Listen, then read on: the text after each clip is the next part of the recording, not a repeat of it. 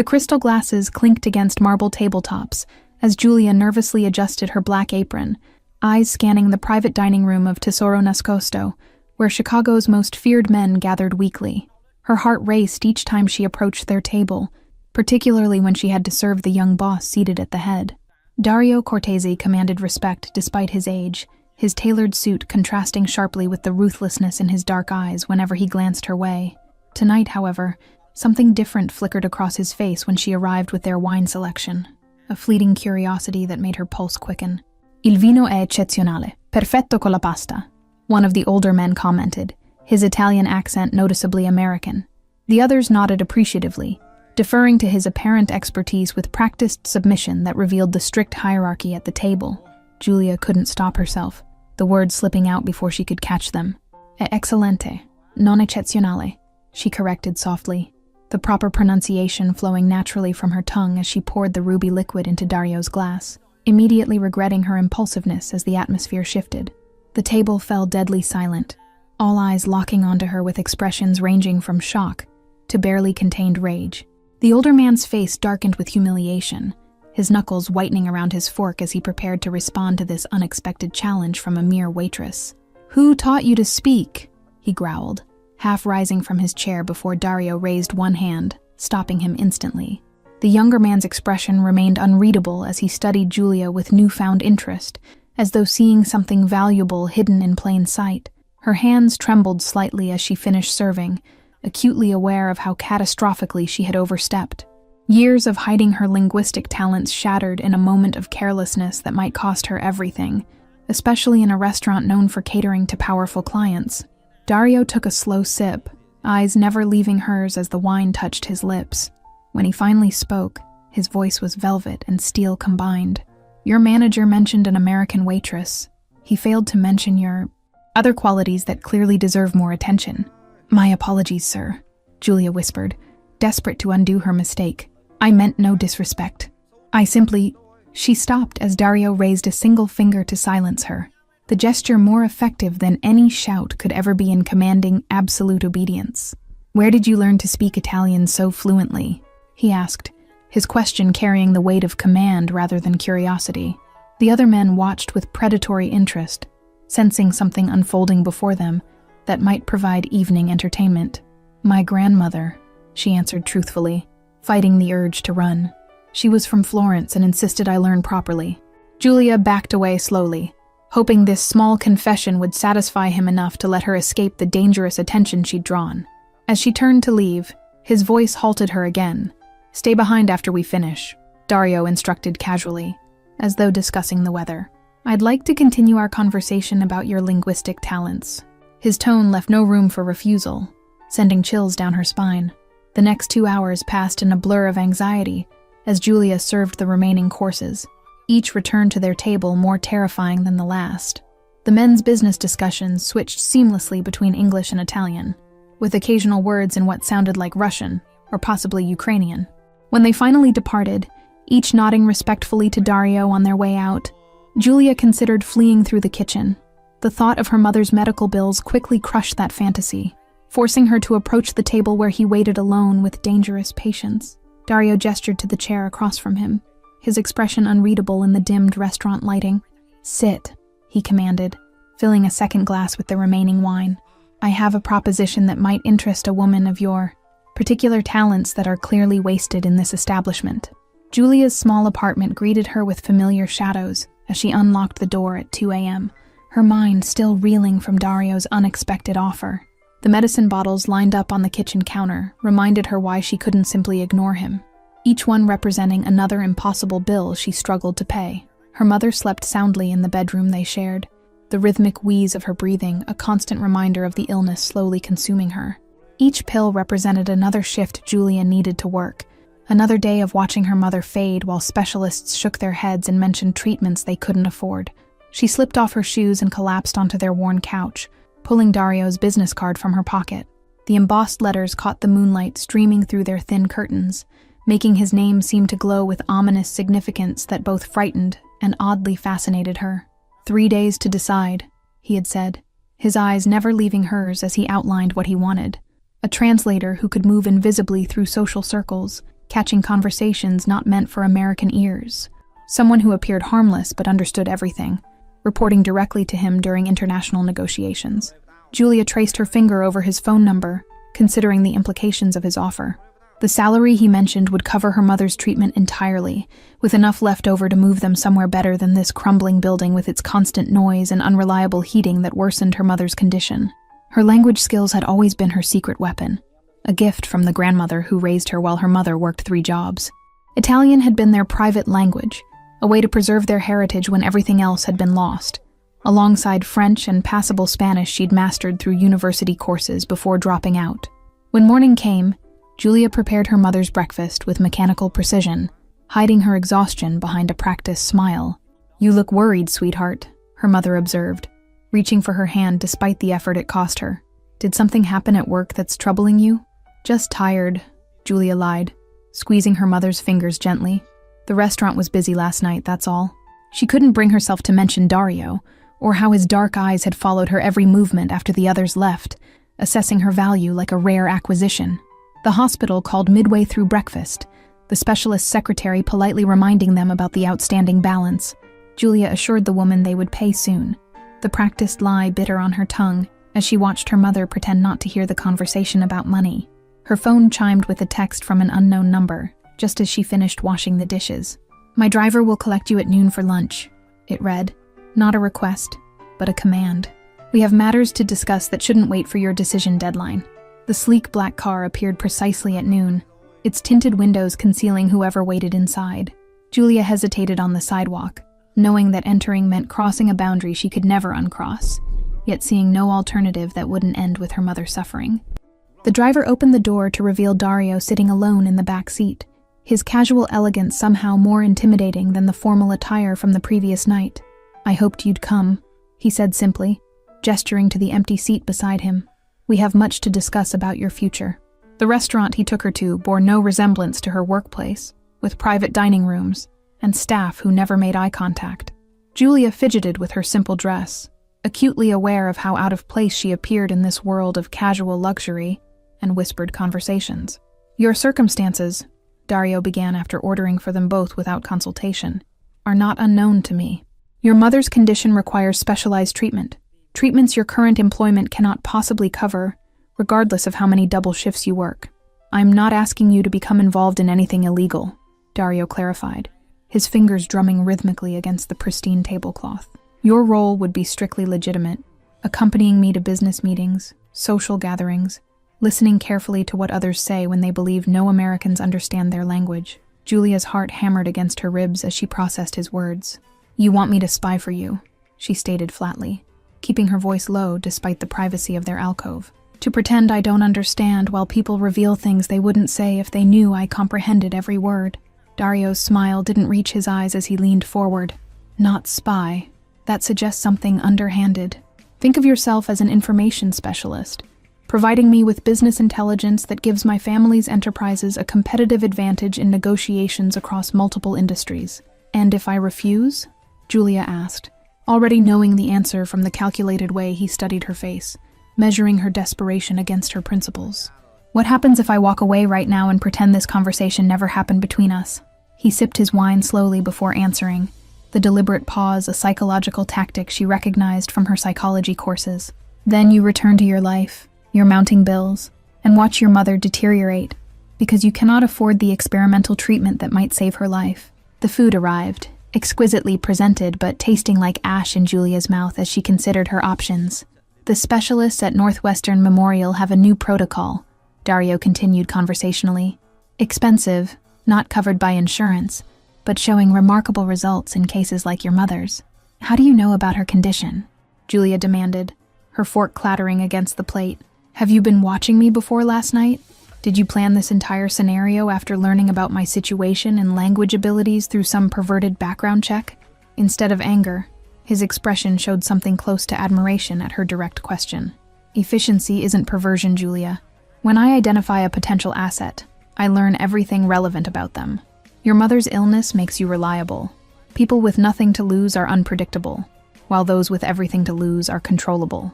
His casual cruelty struck her like a physical blow, the calculated manipulation laid bare without pretense. You'd use my mother's suffering as leverage to ensure my loyalty? What kind of monster thinks that way about another person's pain and vulnerability? The kind who can ensure she receives treatment unavailable to ordinary citizens, Dario replied without hesitation, sliding a folder across the table. This contains the details of her current condition, the experimental protocol, and the specialists willing to see her immediately upon my recommendation. Julia's hands shook as she opened the folder, scanning medical terminology that matched exactly what her mother's doctors had described as the ideal but impossible treatment option. This doesn't make sense. Why me? You could hire professional translators, people with credentials and experience. Professionals are noticed, Dario explained, watching her closely. You have a natural gift for languages and an unremarkable appearance that allows you to blend into backgrounds. People underestimate you, which makes you perfect for what I need. Someone who can move through rooms unnoticed while catching everything. His assessment stung despite its accuracy, reminding Julia of how often she'd been overlooked throughout her life. You want an answer now, don't you? This lunch isn't about giving me time to consider your offer. It's about forcing an immediate decision while showing me exactly what's at stake. 3 days was a courtesy I'm withdrawing, Dario confirmed, checking his watch with deliberate casualness. My schedule has accelerated unexpectedly. There's a gathering tonight where your skills would prove immediately valuable. You begin this evening, or the opportunity disappears permanently. The reality of her situation crashed down around Julia, her mother growing weaker daily, the unpaid medical bills, the looming eviction notice she'd hidden in her dresser drawer.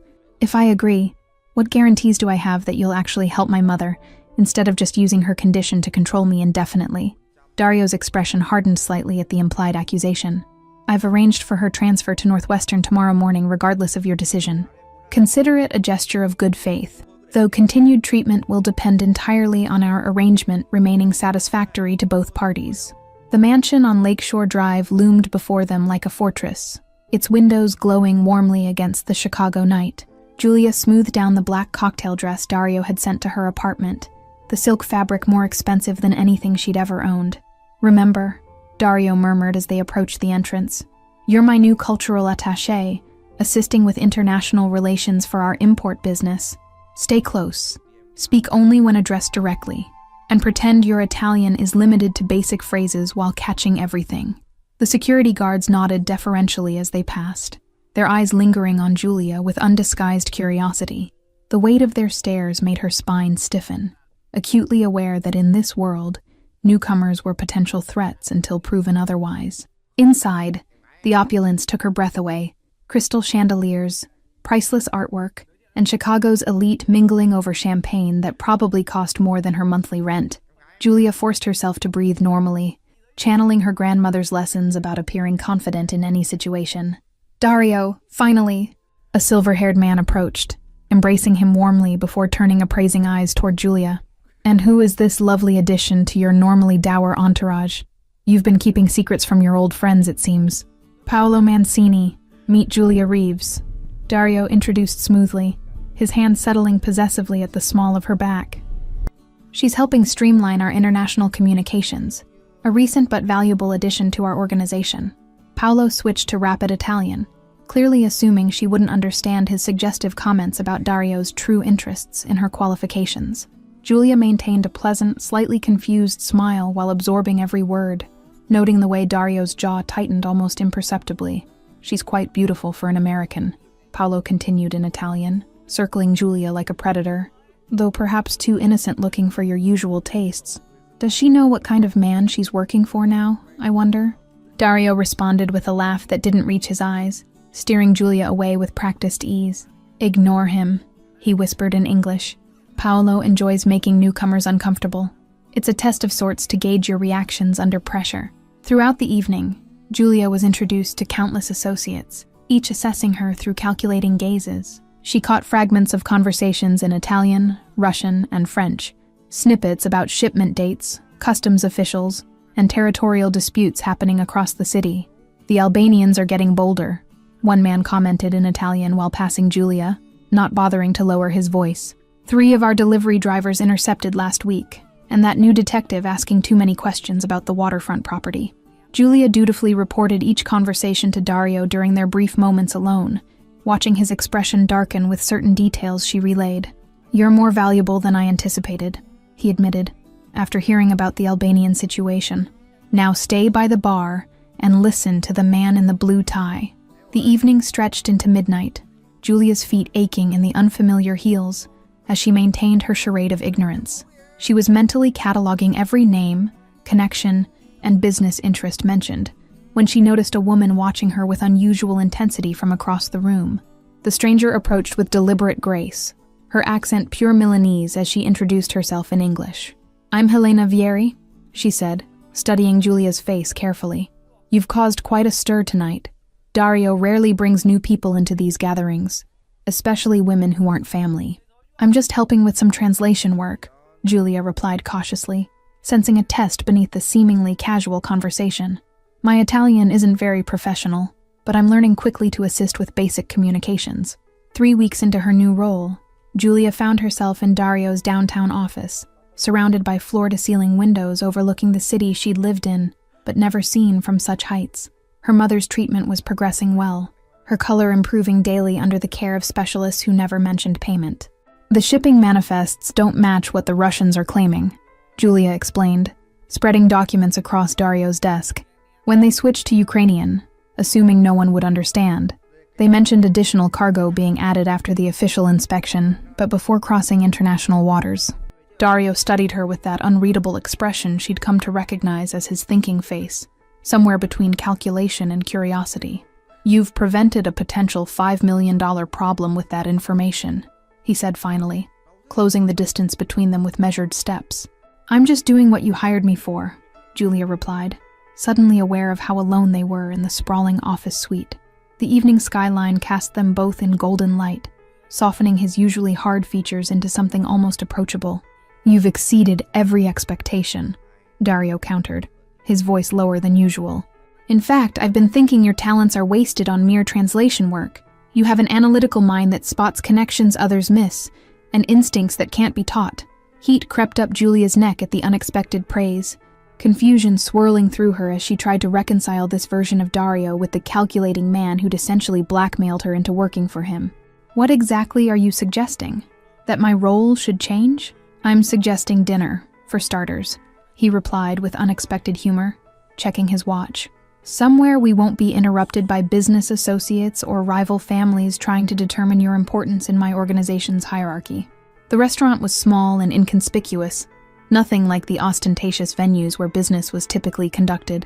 Julia watched Dario dismiss his security detail with a casual wave, leaving them truly alone for the first time since their arrangement began. Why did you really hire me? She asked directly once they were seated, the question that had burned in her mind for weeks. There must be dozens of bilingual people you could have chosen who already had connections to your world. Dario considered her question, swirling red wine thoughtfully before answering. The moment you corrected Giuseppe's Italian without fear despite being surrounded by dangerous men, I saw something rare. Authenticity that couldn't be fabricated, and intelligence that couldn't be intimidated. You risked bringing an outsider into your inner circle because I corrected someone's grammar?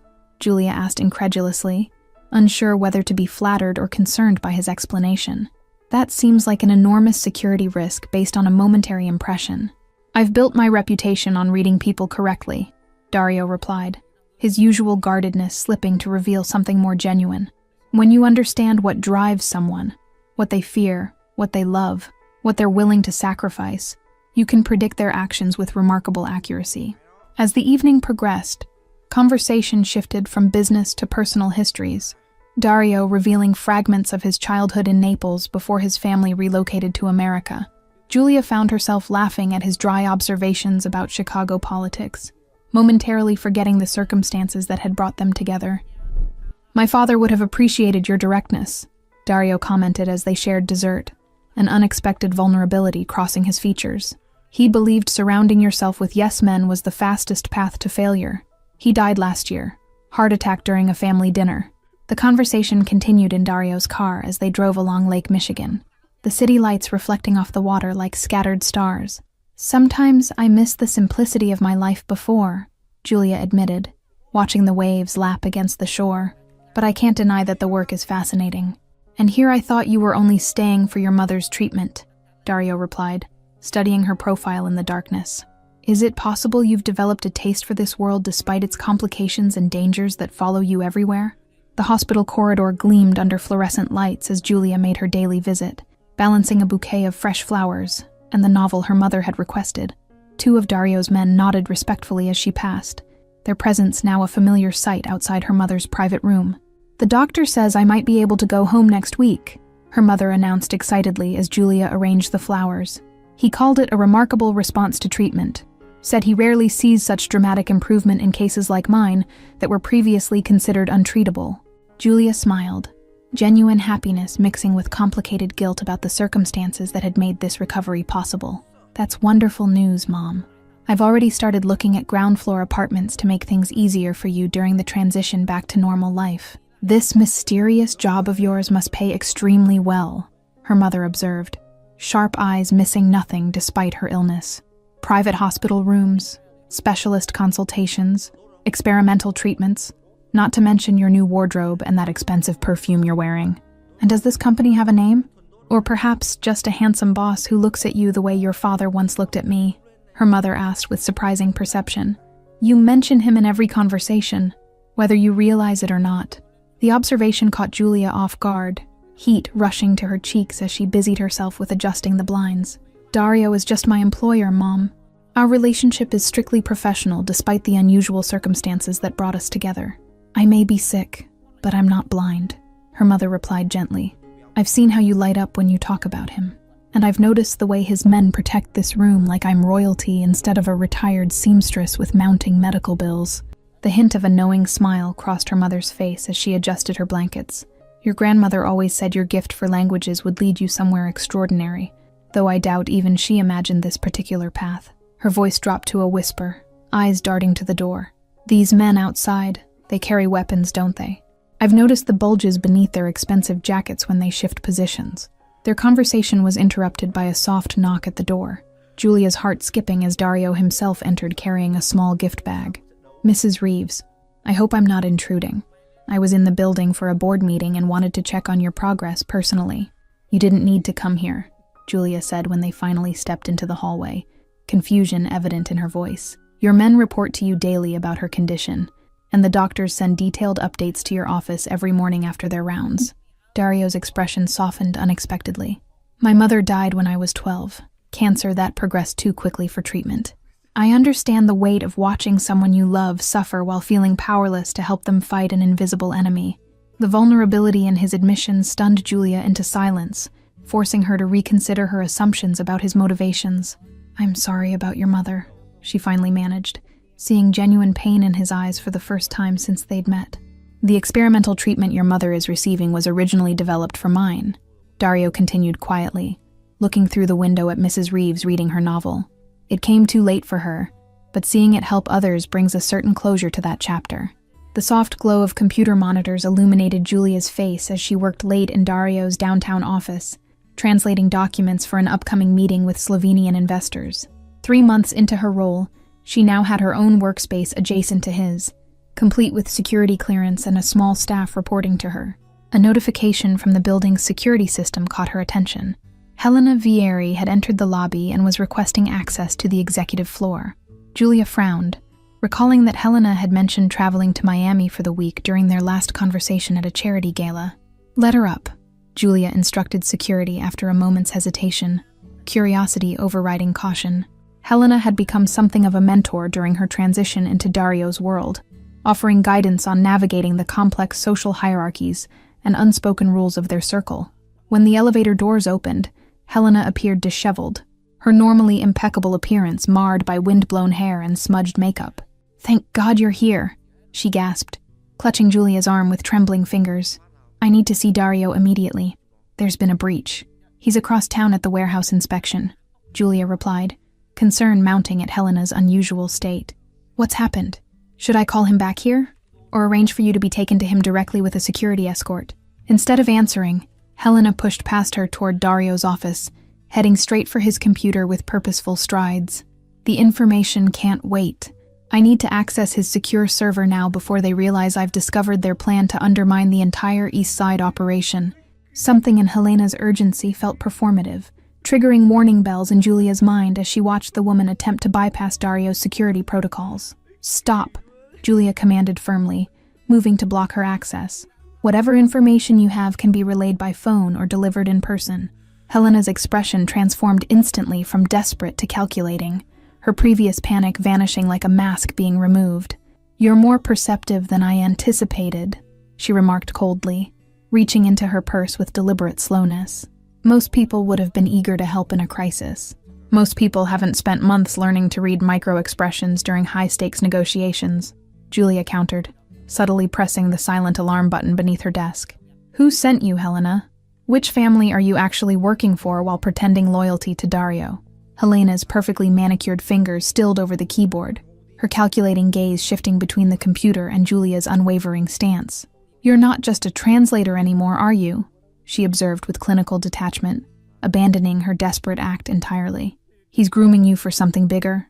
The council meetings, the private strategy sessions, the personal security detail. He's never given anyone access so quickly." The elevator chimed again before Helena could answer, Dario himself stepping into the office with 2 security guards flanking him closely. His expression remained impassive as he surveyed the scene, but Julia recognized the dangerous calm that preceded his most calculated decisions. "Julia called in a security concern," he stated rather than asked, his eyes never leaving Helena's face. Apparently her instincts were correct, as they so often are these days. "Care to explain why you're trying to access my private servers while claiming an emergency that doesn't exist?" Helena's composure cracked momentarily, her gaze darting between potential escape routes as she realized her position. "The Albanians made a better offer," she admitted finally, chin lifting in defiance. "Your father would have anticipated this move months ago. You've grown soft and trusting since taking control." "My father would have killed you where you stand," Dario replied conversationally, adjusting his cufflinks as though discussing dinner plans. "I, however, believe in extracting value from every situation. Even betrayal has its uses when handled properly by those who understand patience." "How did you know to come back?" Julia asked once they were alone, still processing how narrowly they'd avoided a potentially catastrophic security breach. "I only triggered the silent alarm minutes ago. Not enough time for you to return from the warehouse district." The implication hung between them, unspoken but clear. She had passed a test she hadn't known she was taking. "I wouldn't betray you," Julia stated simply, surprising herself with the fierce certainty behind her words. "Not after everything you've done for my mother. For me." The warehouse by the lakefront stood silhouetted against the pre-dawn sky, waves crashing rhythmically against the shore as Julia followed Dario through the maze of shipping containers. 2 weeks after Helena's betrayal, tensions with the Albanian syndicate had escalated dramatically, culminating in this unusual early morning meeting. "They specifically requested your presence," Dario explained, his breath forming clouds in the cold air. "After Helena revealed your role in our organization, they've become fixated on meeting the American woman who speaks 5 languages and has the ear of Chicago's most influential family." Julia's stomach tightened with apprehension as they approached a makeshift negotiating area, a table surrounded by chairs in a cleared space between towering metal containers. "What exactly do they want from me? I'm not authorized to negotiate terms or make concessions on behalf of your family. They want to assess whether Helena's claims about your influence are true," Dario replied, checking his watch impatiently. "More importantly, they want to determine if you're a weakness they can exploit in future dealings, a pressure point to use against me during negotiations." The weight of Dario's custom-made pistol pressed against the small of Julia's back, concealed perfectly by her tailored blazer, his insistence that she carry it after Helena's betrayal suddenly making perfect sense. "They'll test your composure through intimidation," he added, voice dropping to ensure only she could hear. "Remember that, in their culture, showing fear is an unforgivable weakness, especially from a woman standing among men who've built empires on others' terror." "The famous linguist finally stands before me," Enver remarked in Albanian, his eyes coldly assessing Julia while addressing Dario. "She's prettier than Helena described. No wonder you keep her so close despite the security risk an outsider represents to your operations. Mr. Cortese speaks highly of your business acumen," she responded in perfect English, playing her role while watching confusion flicker across Enver's face. "I'm merely here to facilitate communication, should any language barriers arise during your important discussions." Enver switched to Italian, then Russian, making increasingly offensive remarks about her presumed relationship with Dario, while watching for any reaction that would betray her understanding. Julia maintained her pleasant, slightly bored expression, periodically checking her phone as though completely oblivious. "Enough games," Dario interrupted finally, his tone deceptively casual despite the tension vibrating through the air. "We're here to discuss territory boundaries and import schedules, not to indulge your curiosity about my staff. Shall we proceed with actual business?" The negotiations proceeded tensely for nearly 2 hours, Julia catching every insult and hidden threat embedded within seemingly reasonable proposals from the Albanian side. When Enver's lieutenant suggested a private sidebar discussion in Serbian, assuming no one would understand, she made her move. "Perhaps you should reconsider discussing assassination plans in front of the target," Julia suggested in flawless Serbian, watching shock register on the men's faces, especially when the warehouse security cameras are recording every word for evidence purposes. The atmosphere transformed instantly, hands moving toward concealed weapons as Dario's security team stepped forward from the shadows. "You understand our language perfectly," Enver stated, anger and grudging respect warring in his expression. "Helena was right about your capabilities, if not your loyalty." "Helena underestimated many things," Dario commented mildly, his relaxed posture belying the dangerous edge in his voice, "including Julia's commitment to our organization and my willingness to anticipate betrayal from all directions, including this meeting that you believed was secret. My loyalty isn't for sale," Julia stated firmly, meeting Enver's gaze directly for the first time. "And threatening my family is the fastest way to ensure I'll personally ensure every word you've spoken reaches the appropriate authorities, complete with audio evidence from the recording device in my bracelet." The standoff stretched for several breathless seconds before Enver nodded almost imperceptibly, a new respect evident in his assessment. "I withdraw my previous suggestions," he conceded, switching back to English. "Perhaps we can return to legitimate business matters that benefit both our organizations." Sunset painted Chicago's skyline in brilliant oranges and pinks as Julia stood on the balcony of her new apartment, the lake stretching before her like a second sky. 6 months had transformed her life completely, from struggling waitress to essential advisor in Dario's expanding empire of legitimate businesses. Her mother thrived in the adjacent apartment, her health stabilized by the experimental treatment that had succeeded where conventional medicine failed. The connecting door between their spaces gave both women the independence and proximity they needed during this transition to their new reality. "Admiring the view again?" Dario asked, joining her with 2 glasses of champagne. "Though I suppose it hasn't lost its appeal, after all these months of calling this place home, instead of that crumbling building where I first found you." Julia accepted the glass, their fingers brushing briefly in a contact that no longer felt accidental.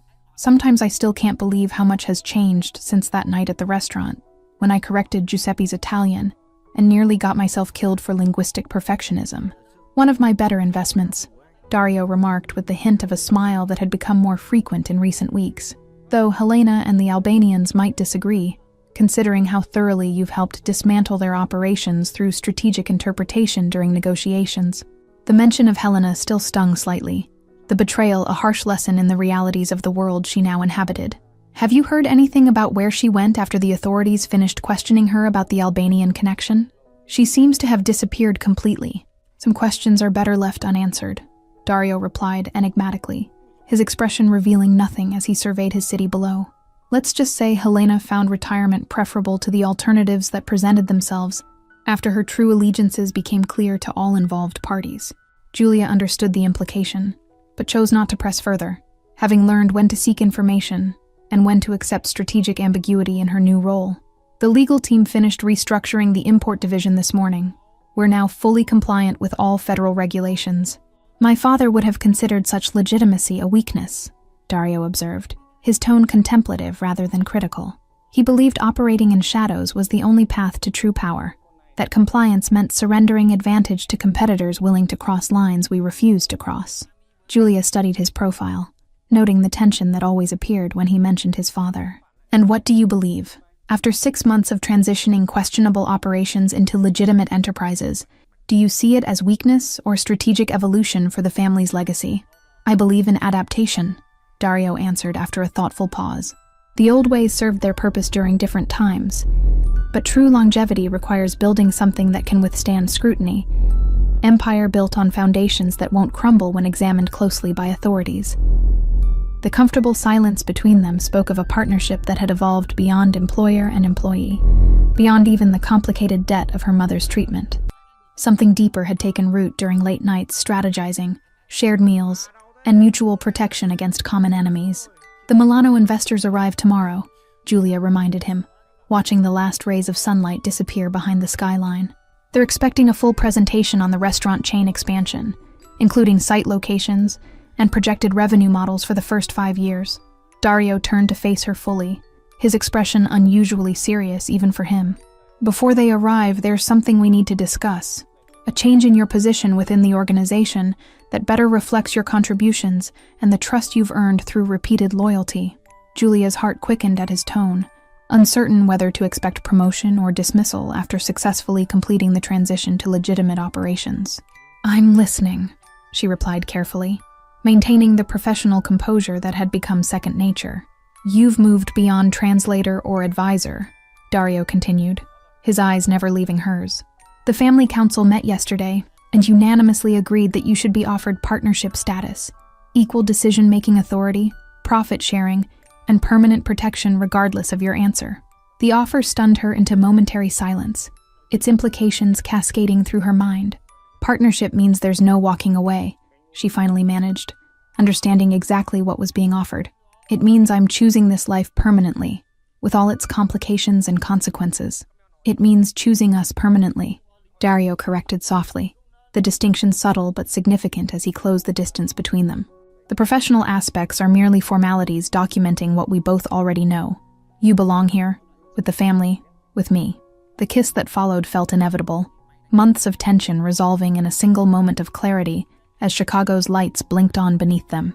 Julia's new reality crystallized in that embrace, not a victim of circumstance or reluctant employee, but a woman who had found unexpected strength in dangerous waters. "I should warn you," she murmured when they finally separated, a smile playing at her lips. "Accepting a partner who corrects your Italian might lead to linguistic debates during business negotiations when you least expect them." Dario laughed, the sound still rare enough to feel like a victory. "I'm counting on it," he replied, pulling her close as night fell completely over the city that had transformed from her prison to her kingdom. Some corrections change everything for the better, even when they seem dangerous in the moment. Thank you all for following this story. If you're enjoying it, write in the comments where you're watching from. And don't forget to like, subscribe, and share the video, as your support is important for me to continue creating content here.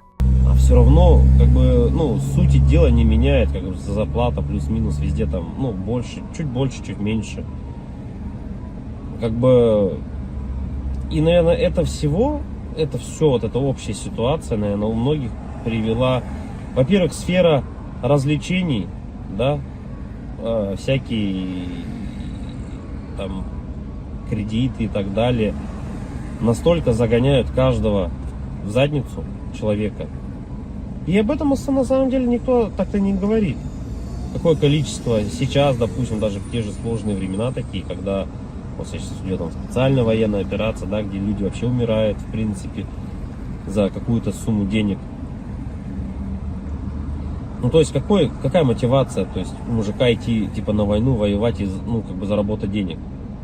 Потому что он вот в обычной жизни не понимает, типа, как реализовать себя.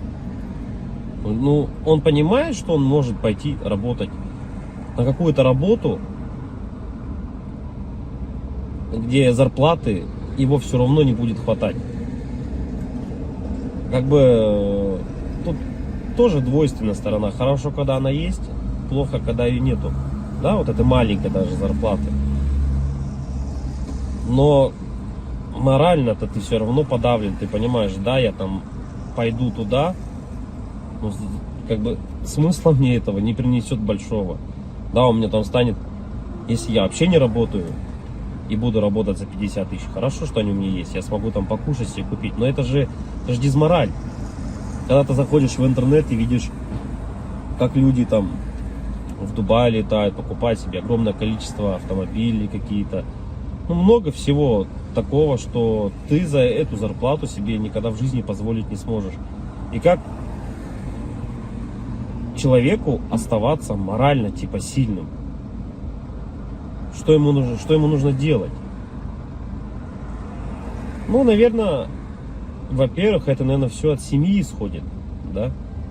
То есть, какая семья у тебя, как она поступит. Если ты один живешь, это сложно, да, ты будешь сам себя, но у тебя опять-таки, возможно, ну, родители, если есть, которые друзья поддержат тебя в какой-то момент, хотя бы просто отвлекут тебя от этих мыслей. А если у тебя, к примеру, там, семья, жена, к примеру, да, есть дети, то тут, наверное, поддержка только от них исходит какая-то. Вот. Чтобы не упиваться в своих мыслях о том, что какая нынче сложная жизнь. И, наверное, других-то вариантов, в принципе-то, и нету. Какие вот еще варианты, в принципе, изменить, поменять свою жизнь настолько, чтобы она была, ну, казалась тебе удачной, да, реализованным себя в жизни, в чем-то. В чем, вот как проявляется на самом деле у нас реализованность? Наверное, у 90% случаев это финансовое благополучие, финансовая независимость. Это, наверное, одно из таких ключевых моментов, когда человек, наверное, считает себя реализованным, да, в этой жизни. То есть, как добиться этого? То есть, с учетом того, что даже возьмем нашу страну, да, сколько миллионов людей здесь живет, как каждому добиться этого результата? Непонятно. И с каждым годом просто ситуация становится все хуже и хуже. Все дорожает, люди зарабатывают либо столько же. Ну, даже если они зарабатывают столько же, на самом деле этого все уже недостаточно. К чему это все приведет на самом деле? В оконцове, наверное, мир погрязнет в большую депрессию в какую-то. Какие-то войны, возможно, или еще что-то еще больше глобальных таких вещей, которые не приведут ни к чему хорошему на самом деле.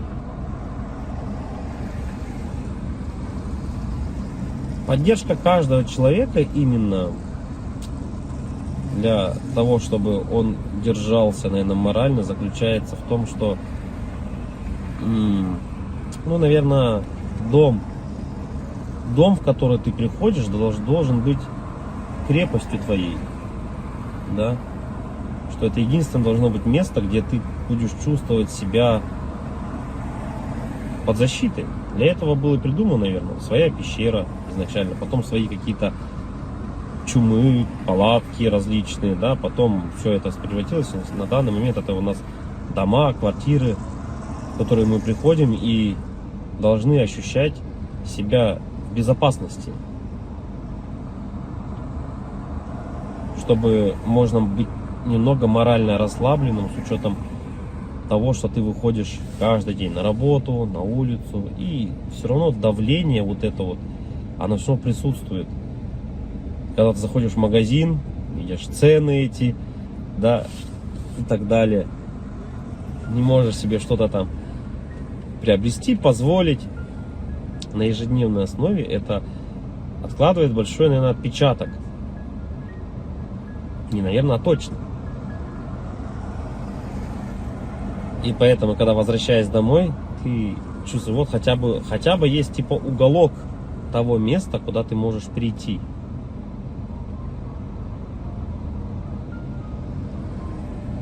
Уголок на самом деле человеку много тоже не надо.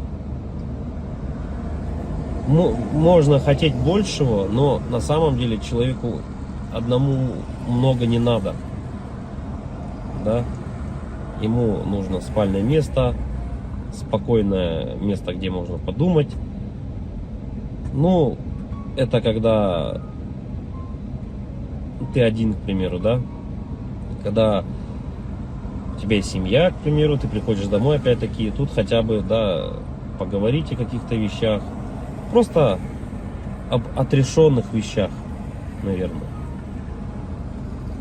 И, возможно, при этих же условиях у тебя и появляется какая-то дополнительная мотивация для реализации себя. А когда у тебя нету ничего, это уже становится проблемой. И это у многих на самом деле. Что значит не иметь ничего?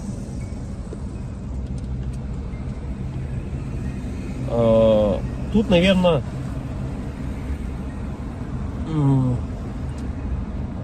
самое главное, дизмораль у человека еще возникает при том, что это уже, наверное, где-то в глубине души даже она возникает при даже хорошей финансовой подушке такой, которая у тебя есть, хороших финансовых деньгах, да, то есть, но нету вот внутреннего ощущения, к примеру, дружбы, семьи, любви и так далее. Это уже отдельно на самом деле разговор, потому что мы, вот, к примеру, можем взять, как сейчас вот Новстрой, если кто-то смотрит, насколько тяжело обладать такими финансами и не иметь, по сути, ничего. Ни друзей, ничего не иметь. Так главное это получается для бедных главное деньги, для богатых главное какое-то внутреннее ощущение нужности, не из-за денег. Вот такое вот. И эта борьба какая-то такая и вот эти два слоя общества, богатые и бедные, они друг друга не понимают. На самом деле из-за этого, возможно. Потому что богатый человек, он уже не смотрит на деньги, он не считает эти деньги. Ему важно внутреннее вот это вот ощущение того, что он нужен без них даже. Это как Тони Старку сказали: а кто ты без костюма? На вот это я филантроп, тудым-сюдым, он сказал, да? Так и человеку, у которого много денег, ты задашь вопрос: а кто ты без денег? Ну, что ты представляешь себе без денег? Вот и это, наверное, возможно, таких людей богатых, как вот, например, там Новстрой, задав ему этот вопрос: а кто ты без денег? Он на него ответить-то и не сможет. Обратная сторона людей бедных, да, вот если мы посмотрим, человеку